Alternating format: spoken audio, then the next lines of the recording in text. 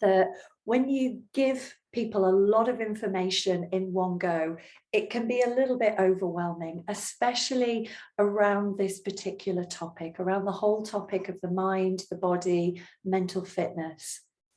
And I know from my own experience that the way that I've built up my own knowledge over the last decade or more has been through that consistent input.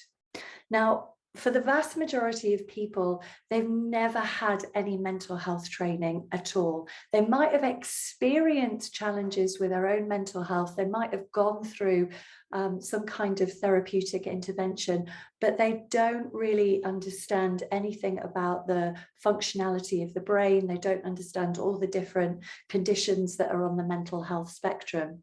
So lots and lots of mental health first aiders that I've spoken to have shared with me that they found the training wonderful and inspirational, but that it's kind of like sort of a rabbit in headlights because you receive so much information over a couple of days. And then when it actually comes to sitting down with somebody, when it comes to effectively putting theory into practice, that's when it can feel a bit overwhelming.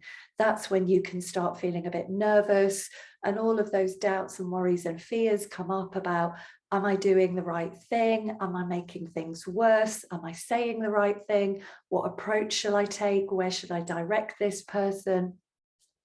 And I know myself that when I first started to study solution-focused psychotherapy and hypnotherapy 11 years ago, I spent a year studying how to be a solution-focused psychotherapist and hypnotherapist. So I got all of this knowledge and understanding about the different mental health conditions, about the functionality of the brain, about our physiology. But actually, when I first sat down with people, when I was literally pulling them in off the streets to put my skills into practice, it was a completely different ball game, because even though I might have had an understanding about anxiety or about depression or about stress or about schizophrenia or about any of the mental health conditions, actually, when you've got somebody sat in front of you, especially if they're quite overwhelmed, if they're quite emotional, if their thinking is very black or white, all or nothing, it's a very, very, very different experience to be able to put that theory into practice. And that's where sometimes the wheels can come off and we can find ourselves feeling quite ungrounded. A lot of mental health first aiders have also felt that if they're having a number of conversations with an individual, and with an individual that's experiencing very high levels of emotion, maybe they're even experiencing suicidal thoughts, that again, you can be really out of your comfort zone if you don't have that grounding, if you're not sure how to put what you've already learned into practice. When it comes to talking to somebody, we never, ever know what's going to come out of a conversation. Even for me, working as a private coach and therapist, I might have had an initial conversation with somebody about what it is that they want to experience, what it is that they want to get from the sessions if we're to work together. But 9 times out of 10, the presenting problem is never the real problem. And I've sat in sessions where all number of things have come out, things that have come out about people's background, people's past. And I really have heard some things which just deeply move you as an individual, because you're human.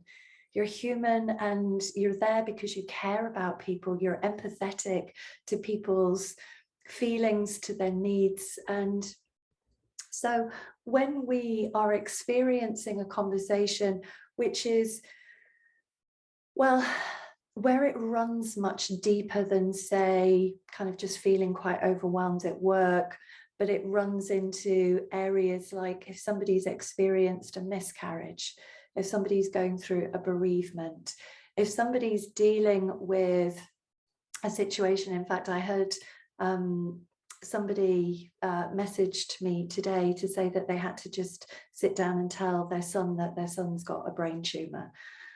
I mean, these are not light topics. If you've got somebody that's saying, my wife's tried to commit suicide several times, I'm really scared about working in the office because I don't know what's going to happen when I get home and what I'll find.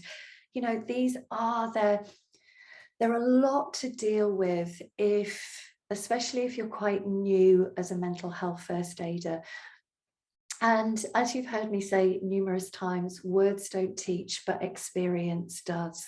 So the more that you get the opportunity to put your skills into practice, working on each other, getting coached, getting mentored by me, then the more that you're going to grow those skills and confidence to a level that you know that whatever comes out in a conversation, comes out in a session, you have the capability to be able to deal with that in the best way possible.